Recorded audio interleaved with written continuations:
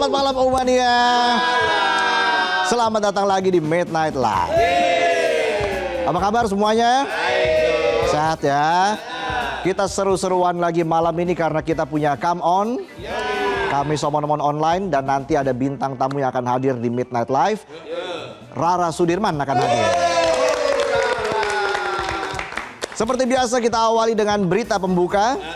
Langsung saja kita mulai, inilah Midnight Live.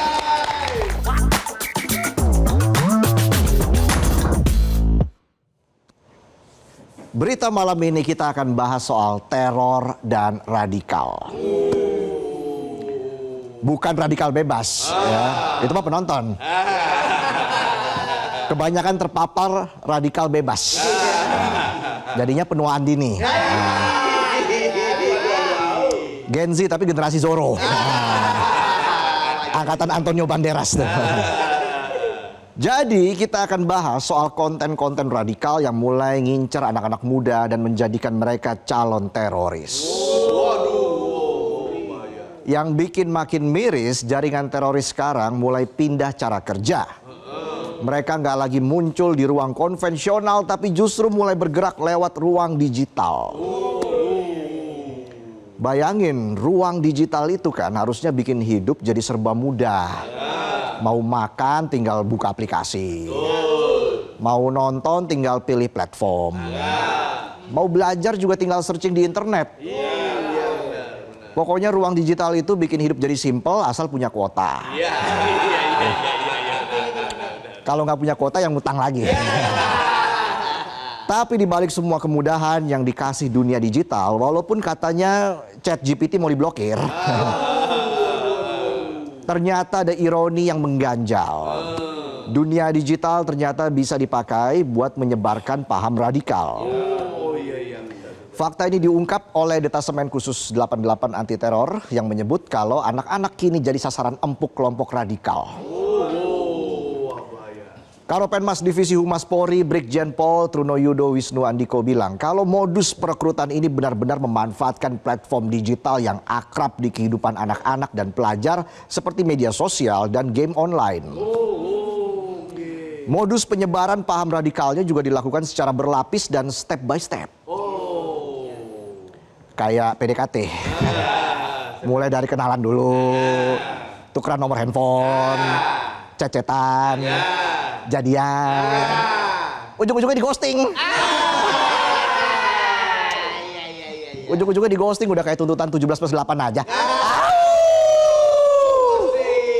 Balik lagi, jadi modus yang dilakukan para perekrut awalnya menyebarkan propaganda di sosial media dan game online lewat konten-konten yang menarik perhatian.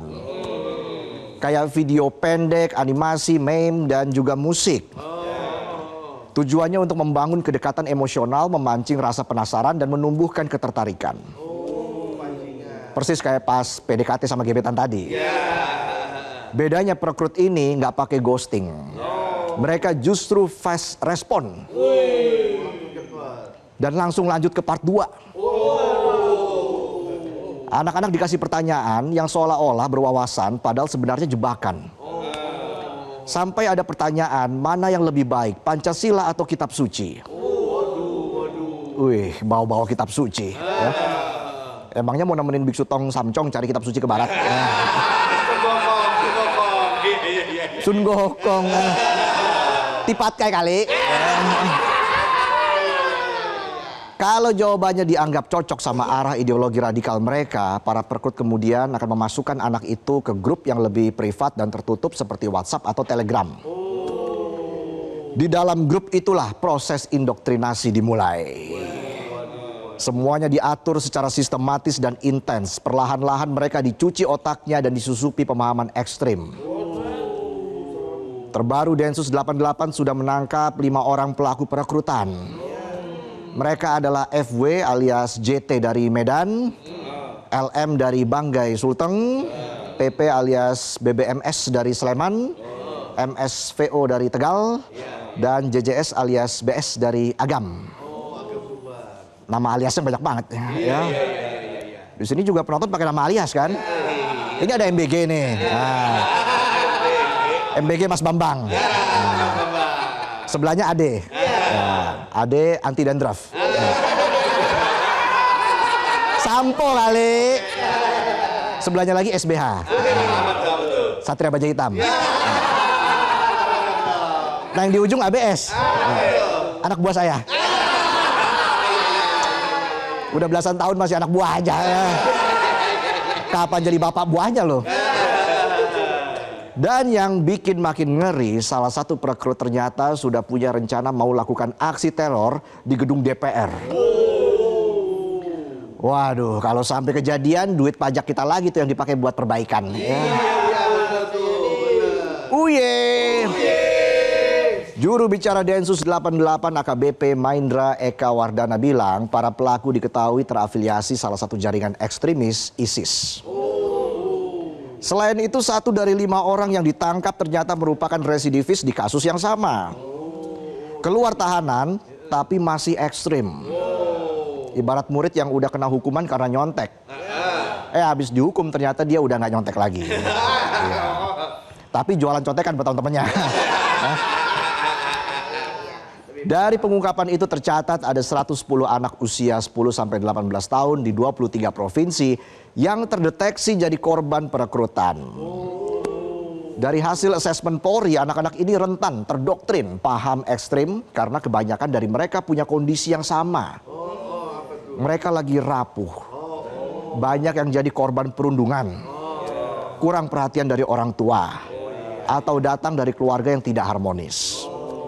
Ada juga yang lagi di fase pencarian jati diri. Fase labil yang kadang bikin mereka gampang percaya apapun yang terdengar keren. Betul. Penonton aja masih labil. Iya. Ekonominya labil. Dibilang gaji mau naik langsung percaya. Kayak anak baru aja loh. Selain itu anak-anak yang merasa terisolasi secara sosial, kurang punya teman, literasi digitalnya lemah, atau punya pemahaman agama yang minim, juga jauh lebih gampang direkrut. Intinya mereka ini kelompok yang mudah banget dimanfaatkan karena lagi butuh pegangan. Karena kalau butuh sandaran ke bawah aku aja. Bisa aja saya. Tapi kalau butuh cuan, saya juga butuh. Agar silaturahmi tidak terputus, pinjam dulu 100. Bisa aja duit monopoli. Sudah ada beberapa contoh nyata mengenai betapa masif dan berbahayanya penyebaran radikalisme di kalangan muda melalui dunia maya. Salah satunya adalah kasus MAS, seorang remaja 18 tahun dari Goa, Sulawesi Selatan. MAS ditangkap Densus 88 pada 24 Mei 2025 karena diduga terafiliasi dengan ISIS dan aktif menyebarkan propaganda serta ajakan aksi teror melalui kanal digital sejak akhir 2024. Contoh lain yang lebih heboh lagi adalah aksi nekat seorang siswa SMA N72 Jakarta Utara berinisial F yang meledakkan 4 dari 7 bom rakitan di lingkungan sekolahnya. Kejadian itu menyebabkan sedikitnya 96 orang terluka, meski F dipastikan tidak terafiliasi langsung dengan jaringan teroris, tapi motif tindakannya diduga kuat terkait perundungan, rasa kesepian, dan kondisi psikologis yang tidak stabil. Yang lebih mengkhawatirkan, F ternyata mempelajari cara merakit bom melalui internet, termasuk mengakses dark web dan bergabung dalam komunitas daring tertentu. Kepala Badan Nasional Penanggulangan Terorisme atau BNPT Komjen Pol Edi Hartono bilang kalau perekrutan anak lewat media sosial dan game online ini memang udah jadi tren baru. Makanya sekarang BNPT fokus memperkuat program kontraradikalisasi di dunia digital. Mereka kerja bareng kementerian dan lembaga lain termasuk Kementerian Komunikasi dan Digital buat terus mantau ruang dunia maya.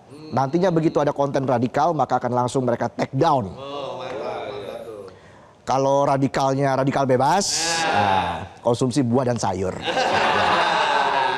Biar sehat. Kan sering begadang kan? Sama kayak saya. Kita lanjut. Menteri Komunikasi dan Digital Mutia Hafid juga menegaskan kalau pemerintah serius menangani potensi perekrutan anak lewat ruang digital. Salah satunya dengan membuat regulasi untuk membatasi akses anak terhadap platform digital tertentu termasuk game online. Apalagi urusan game online ini sudah jadi perhatian Presiden Prabowo Subianto. Mensesnek Prasetyo Hadi bilang, dalam rapat terbatas yang digelar pada 9 November, Presiden memberikan arahan untuk membatasi game yang penuh unsur kekerasan. Salah satunya PUBG. Wah, susah dapet chicken lagi nih. Padahal emang susah dari dulu kan. Baru turun pesawat udah kenok. Dipukul pakai panci. Lalu pertanyaannya, selain membatasi media sosial, apakah ada cara lain untuk menjaga supaya anak-anak tidak mudah terpapar paham radikal? Jawabannya ada, dan itu harus dimulai dari keluarga dan orang tua. Kementerian Pemberdayaan Perempuan dan Perlindungan Anak atau Kemen PPPA bilang kebanyakan orang tua baru sadar anaknya terpapar radikalisme setelah kasusnya viral. Dengan kata lain, orang tua sering kalah cepat sama teknologi. Makanya di kondisi serba digital ini mau nggak mau orang tua juga harus melek teknologi. Jangan gaptek, biar bisa mengawasi penggunaan aktivitas digital anak. Jangan sampai anak udah masuk grup aneh-aneh sedangkan orang tua masih bingung cara bikin IG story. Kayak bos gua nih. Masa baru bisa posting story seminggu yang lalu? Kemana aja loh? Ini cara posting yang bulet-bulet ini gimana sih? Yang bulet-bulet ya. Ini kok bisa foto ada musiknya? Ya. Emang kuno. Generasi zadul. Tapi bos gue memang keren. Ya pokoknya keren aja lah ya. Bingung gue nyapuinya gimana. Komisi Perlindungan Anak Indonesia atau KPAI juga menekankan pentingnya komunikasi terbuka antara orang tua dan anak. Orang tua nggak boleh tutup mata terhadap pergaulan anak baik di dunia nyata maupun dunia maya. Orang tua juga disarankan bikin kesepakatan sama anaknya soal pemeriksaan gadget mereka.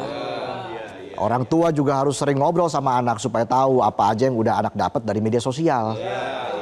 Jangan sampai pas ditanya orang tua, kamu udah makan? Dijawab sama anaknya, kamu nanya. Kamu bertanya-tanya. Biar aku aja ya. Ya ada dikeplak sama mamanya tuh. Dari sisi pendidikan, Menteri Pendidikan Dasar dan Menengah Abdul Muti menegaskan kalau guru di sekolah harus lebih peka terhadap perubahan perilaku murid. Supaya bisa mendeteksi lebih awal kalau ada siswa yang mulai terpapar konten radikal di internet. Sekolah juga harus jadi ruang aman, tempat anak bisa berdialog secara terbuka. Biarkan anak menyampaikan gagasannya.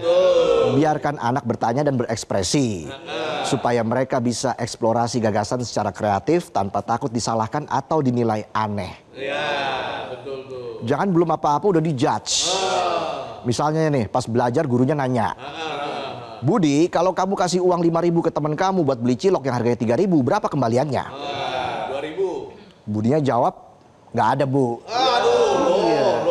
Loh, kok nggak ada? Kamu nggak bisa berhitung?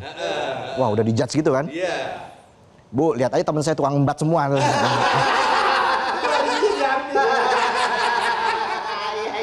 Saya aja nih bu, nggak kebagian ciloknya. Lanjut lagi, dengan dialog yang terbuka, guru jadi bisa cepat mengerti pola pikir siswa dan bisa langsung mengarahkan kalau ternyata ada pemahaman yang melenceng atau terpengaruh konten berbahaya. Dari sisi regulasi pengamat terorisme, Ridwan Habib mendesak pemerintah dan DPR untuk segera mengesahkan RUU Keamanan dan Ketahanan Siber. Ini penting dilakukan supaya Badan Siber dan Sandi Negara atau BSSN punya dasar hukum kuat untuk memblokir situs berbahaya tanpa harus melalui proses yang panjang. Terorisme yang melibatkan anak dan remaja bukan lagi teori, bukan wacana, dan bukan sekedar headline berita semata. Ini adalah fenomena nyata dan bisa terjadi di sekitar kita. Untuk mengatasinya butuh perhatian serius dari semua pihak. Mulai dari orang tua, sekolah, pemerintah, bahkan masyarakat agar anak-anak kita terlindungi dari konten dan paham radikal. Nah, penonton jangan cuma peduli sama gosip kantor doang. Dikit-dikit gibah. si itu tuh yang ini jalan sama Ono. Hah, kemana? Kesana kemari membawa alamat. Jeng jeng. Ayu ting ting dong. Coba buat lebih aware juga soal isu keamanan nasional. Karena kita semua punya peran buat ngejaga generasi muda dari ancaman terorisme. Ingat, kewaspadaan bukan opsi tapi keharusan. Orang tua harus lebih cepat dari notifikasi. Sekolah harus lebih peka dari algoritma. Dan pemerintah harus lebih sigap dari para perekrut yang punya 1000 macam cara buat menjerumuskan anak muda. Ajarkan anak-anak cara memverifikasi informasi dan berpikir kritis supaya mereka paham mana konten baik dan mana konten yang berpotensi nyeret mereka ke hal-hal berbahaya. Ajarkan mereka buat bertanya, buat curiga, dan buat gak langsung percaya. Generasi muda adalah masa depan bangsa, maka menjaga mereka adalah cara paling sederhana yang gak boleh kita tunda. Itulah tadi sajian pembuka kami di Midnight Live. Kami masih punya banyak informasi lainnya, tapi kita harus jeda dulu. Kami akan kembali saat lagi, tetaplah di Midnight Live. Jelajahi cara baru mendapatkan informasi. Download Metro TV Extend sekarang.